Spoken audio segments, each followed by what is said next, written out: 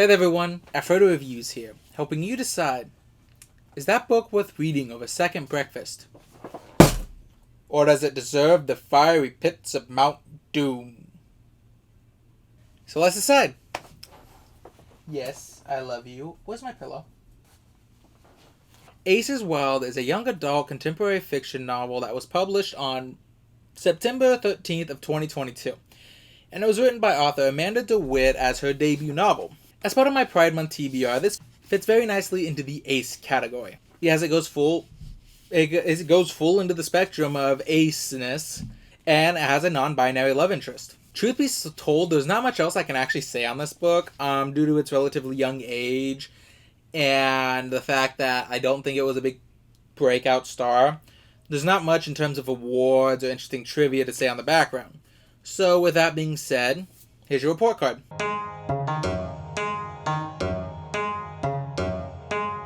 And then we go on to the cover. Now, like the best covers, Asexual Wild has a very simple but good aesthetic that hints very well to it. Have the title big, huge here. It's got neon lights catching your attention with a nice conflicting purple and yellow. You have chips, the ace of spades up here, and sparkles all throughout. It's a very eye-catching cover with it also has a nice black background that helps all this stand out a little better. But you can also just kind of see behind it where you can see the cracks and the dullness, kind of hinting at the, behind all the showmanship is just a cracking facade of what it used to be, of Vegas. I live near Vegas, I can say that. Overall, it's a very good cover. The only thing I would snip out is, this little section down here, a heist. I mean, that was kind of obvious in the beginning, but this book isn't really a heist book, so I would totally just take that out and toss it. I'll explain a little more in that. It's just, the heist sets up expectations that it doesn't quite meet. But yeah, apart from that, this is a really good cover. The back is just a plain background with, authors talking in the background with a slight, synopsis about the book. The actual synopsis is right here. I've read it on my main TBR. If you want to see me read straight from the book, determine how it presents itself, I would highly recommend checking out my TBR video. And obviously, the other side of the dust cover isn't about the author section. That's all I can say on the cover. It's pretty good, and it does what it needs to do. Get you interested in the book. So now we move on to the synopsis. Now, as I kind of hinted at earlier, in general, I typically give the synopsis here, even though I read them on my TBR videos, so you have an understanding of the context of which I need to do the review. So, since I already plugged my video back then, I'm just going to go ahead and get right into it. This book is about a kid named Arthur Jack Shannon and finding out that his mother, a rich casino mogul in Vegas, has recently been arrested for a number of federal crimes. After flying back to Vegas to meet with his family, he decides that his mother was too smart to have gotten caught like this. Not that she wouldn't have committed those crimes, notably, but that she was too smart to be caught. So he decides that the only person who could have done this is his mother's longtime enemy and jilted lover, Peter Calavero. And he looks for ways to prove that Peter Calavero set his mother up. But to do that, he needs a team. And what better than a random group of asexual teenagers he met online to help him infiltrate a crime lord's illegal gambling den to find information. It's a YA novel, so you gotta kind of stretch your suspension of disbelief for a lot of this. I just couldn't help myself. But yeah, that's the basic synopsis of the book. I mean, it's basically building up to that final "we got him" moment. Now, as I said, that's the basic synopsis. So obviously, being a YA, you have to stretch your suspension of disbelief. I'm not really holding it against the book that when I put the basic idea of the novel out like that, it kind of sounds really stupid. But let's review this like it's the heist book it claims to be. Now, in my opinion, this book is about as much of a heist book as me sneaking into the kitchen at 3 a.m. to eat handfuls of Parmesan cheese. Because I am technically sneaking to an area I'm not supposed to be in to get riches that I wish to personally enjoy. I mean, technically it's a heist. But, I mean, no one is calling it a heist.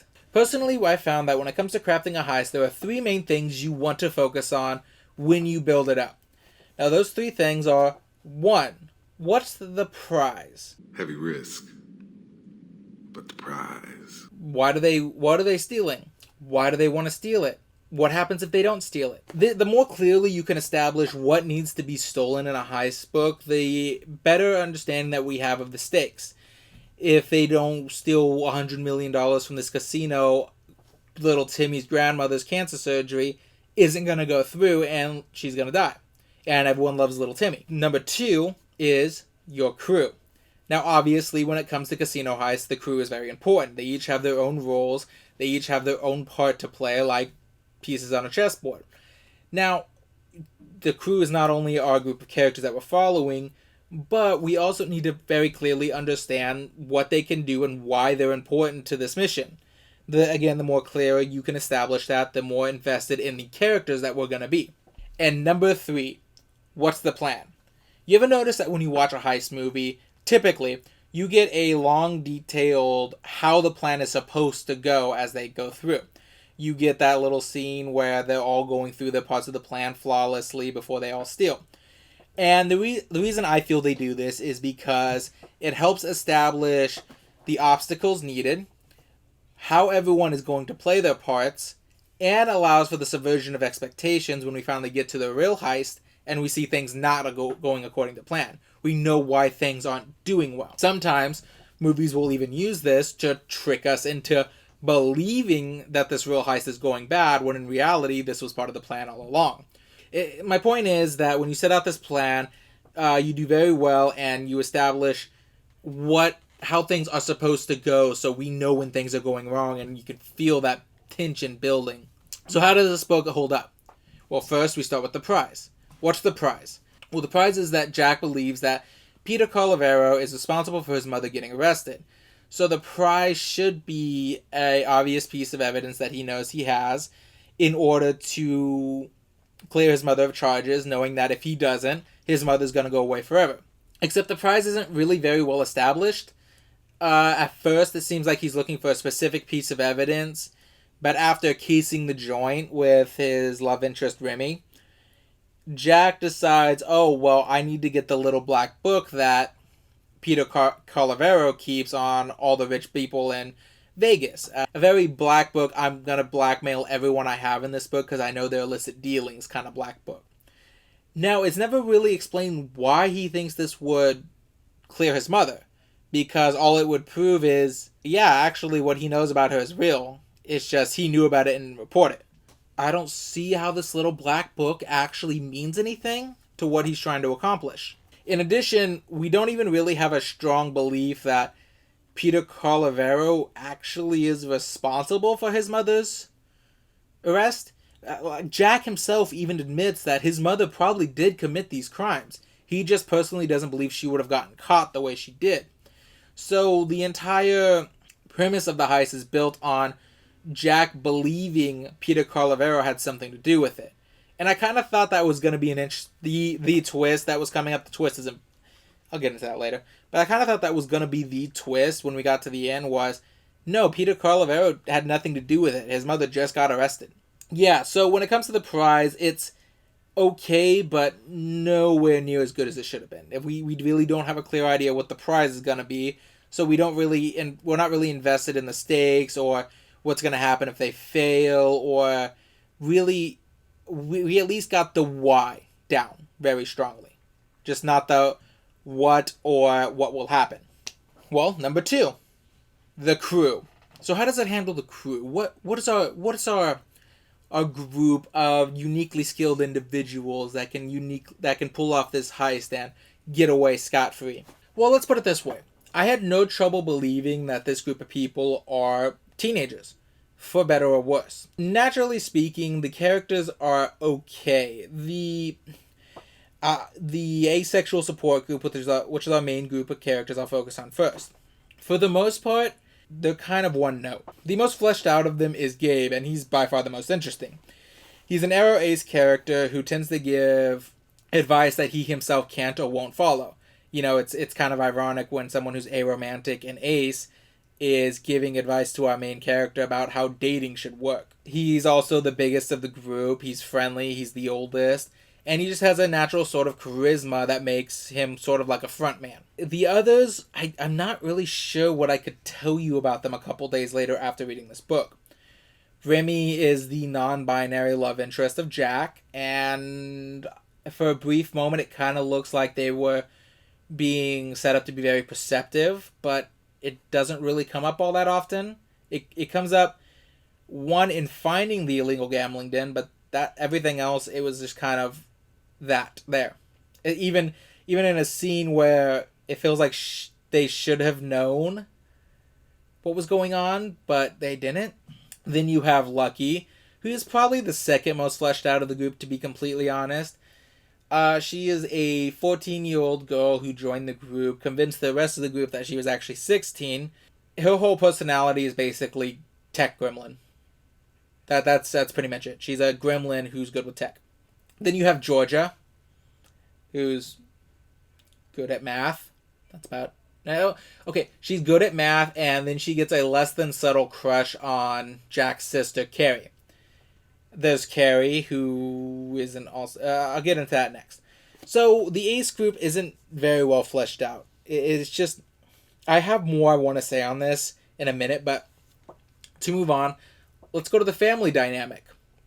So, the family dynamic is actually far more interesting than this asexual group.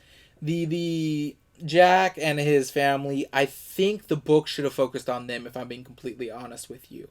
Because you have the kind of lout of a dad who is a failed rock star who looks like a Freddie Mercury impersonator, who, although he plays up the fact that he's basically just a lush, he actually shows very clear hints that he has a deeper understanding of what's going on around him than the rest of the kids do. Repeatedly let slip that he knows more about their mother, or he knows more about the circumstances than any of them do. You have Carrie, who's a little less fleshed out, but she also kind of joins the main group.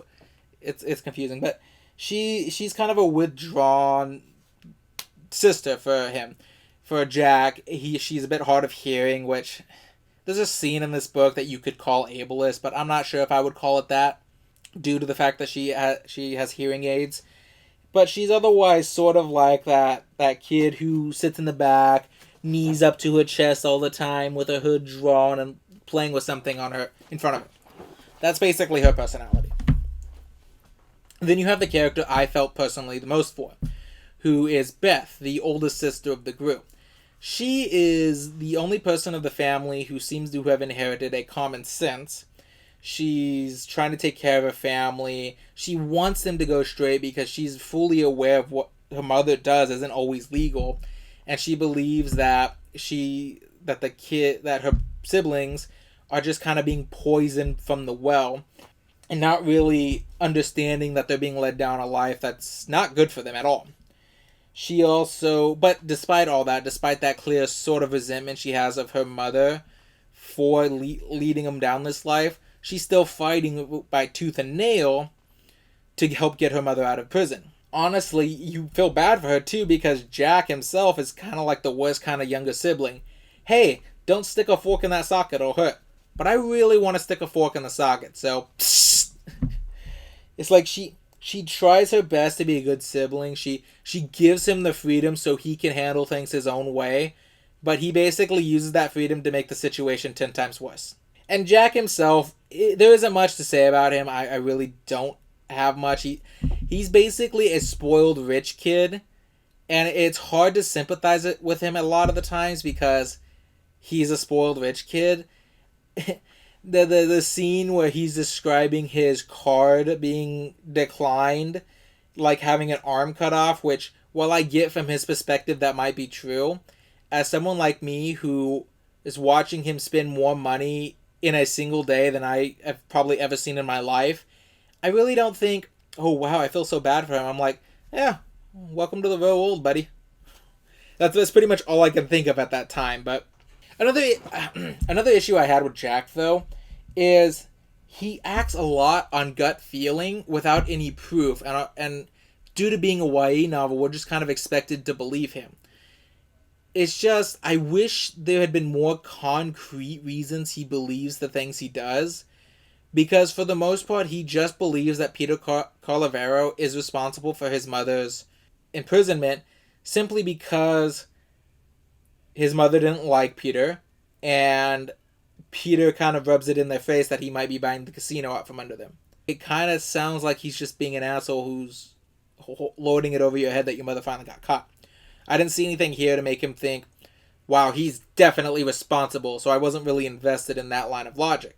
And again, I've said before, he's like a big sibling's fucking nightmare with the way he acts. I will give DeWitt the credit though, as I think that was intentional. The downside of our focal character being unlikable is he's unlikable. So, since the crew is weak and the prize is ill-defined, that leaves it all down to the heist. The plan, as it were. And how does it hold up? Can it carry everything through? And the answer is obviously no. It goes like a typical... On the very basic, it acts like a typical heist. The characters go through with their plan. A rogue element is introduced that interferes with the plan, breaks the plan down to all is lost moment, where a last-minute regroup with the crew has them come through with a either subversion of what was originally planned or through a new, quick, sudden heist that accomplishes everything the, weeks in the making heist it was supposed to. On one hand, this works well because it does give the impression of a group of impulsive children having put together a heist and just kind of going through with things. But on the other hand, we know how it's going to end because it's a YA novel. Anyways, to break free of the theming of this current review as I've had it so far, I want to talk about one more thing before I give the rating. So there's this scene in the book, and I know DeWitt didn't consider the implications behind the scene when she wrote it, simply because of the way the scene is structured. And due to the fact that most of her cast is ace. Or maybe the fact that it's a YA novel, we're really not supposed to think of it too much. But, so when our ace group finally comes together to meet in person, despite only ever having talked online, Jack acknowledges a couple things before they meet together. One, his family can't know that this is an asexual support group, so he lies to them and says they're a whole bunch of friends from his school. And two, his friends can't get parent permission to fly cross country to Las Vegas just to hang out with some kid they met online. They all come up with a clever plan to allow their parents to let them meet up without being any of the wiser. One is that he fakes for himself, obviously he lies and says they're all from Elk Hollow and they're just friends. The Elk Hollow is his school. But for all of his friends, they go through and they make a fake academic conference that they were all invited to and were flown down, all expenses paid. Now, I want you to keep that in mind. So when the group finally meets up, we get introduced to all of them. We meet with Remy first, the non-binary one, and the person that Jack clearly has a crush on. Then we meet with Gabe, a very tall, 18-year-old boy. Keep that in mind. And then we meet with Georgia, who I think is about 16. When it comes to Remy and Jack, I think they're like 17. I believe Georgia's 16 and Gabe is 18. And Lucky doesn't meet them at the airport because she says she already had family in the area. So they hang out for a bit before they finally meet up with Lucky. And they find out that Lucky, despite all that she has said and all that she has implied, she never directly states it, which is her main defense. All that she implies is that she is a 16 to 17-year-old girl. And they find out that she is 14 years old. Now, obviously, there's an argument about this. Lucky catfished them. And that's something to be understandably angry with. So when DeWitt finally has them argue about it, the two things that are focused on is, on Gabe's side, who's the one who's most angry about her catfishing, is the fact that Lucky is really young, and for him, coming out as Arrow Ace, it took him years to understand who he finally was, and to come to terms with this. And he's worried that Lucky just sees this as a way to be different, as something she doesn't really understand fully yet, and that he would have preferred that she be older so she fully understands what she is and just doesn't decide, I guess I was wrong, and leave them all and stop being friends one day. Whereas Lucky, understandably, sees this as a sort of gatekeeping attitude and feels isolated like she does in her normal life because they appear to be trying to keep her out of the group because of the fact that she's too young and doesn't understand. And yeah, okay, I can see both sides of that argument. Lucky's a little more than Gabe's. But here's the thing that they don't focus on that they should have. Now, I want it to be clear. Regardless of the fact that this is an ace group and a YA novel, honestly, I wouldn't even focus on this if the novel itself didn't bring up the discrepancy of the ages so much. But I want it to be clear that despite these two things, even with these two things in mind, the thing that DeWitt ignores in this scene is that Gabe should be upset for a very different reason. He is an 18-year-old man who flew cross-country to meet with a 14-year-old girl who he's been talking with online for about a year under false circumstances. Remember, Gabe and Lucky's parents both believe that they're leaving for an academic youth conference. Gabe is in a very precarious situation here that the author just kind of ignores, and I kind of wish that she had just made Lucky 15 or 16 and ignored this whole plot point, because even if Gabe is error ace, anyone can make an accusation, and the way the world is, it won't matter that Gabe is error ace. Putting that out there.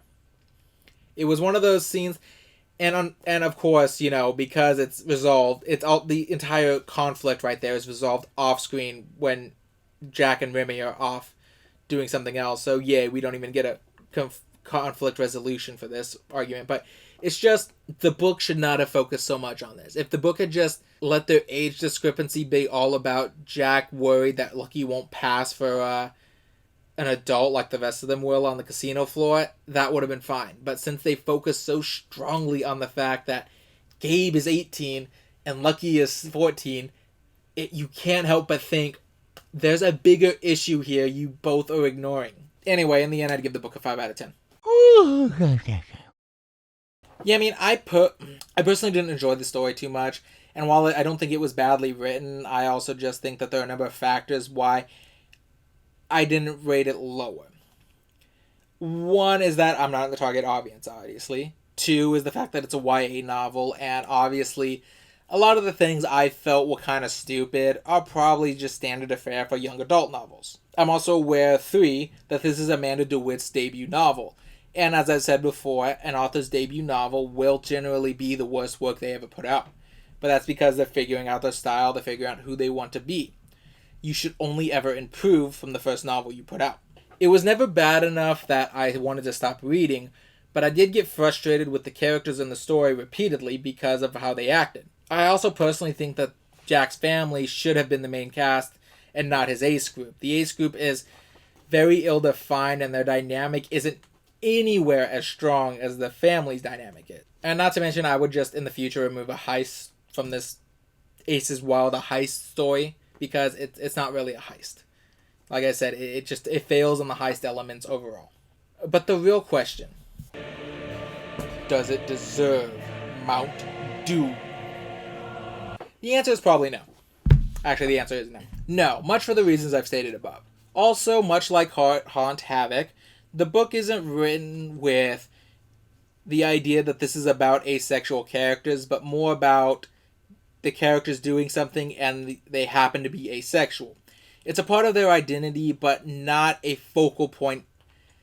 I'm trying to think of a good way to put this. It's a part of who they are as people, but it's not the only thing the story is about. This isn't a story written because these characters are ace. It's a story written that have ace characters.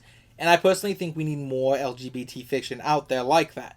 But apart from that, I'm not really sure who I'd recommend this for. I guess if you're looking for a group of characters who are ace, that's about it. It's not a good heist otherwise, but I would say that if you do want to get into this book, you want to read it, again, just to remove the heist, and your experience might be a lot better than mine. But with that being said, just remember, with every book comes an adventure, and every adventure is worth having, even the bad ones.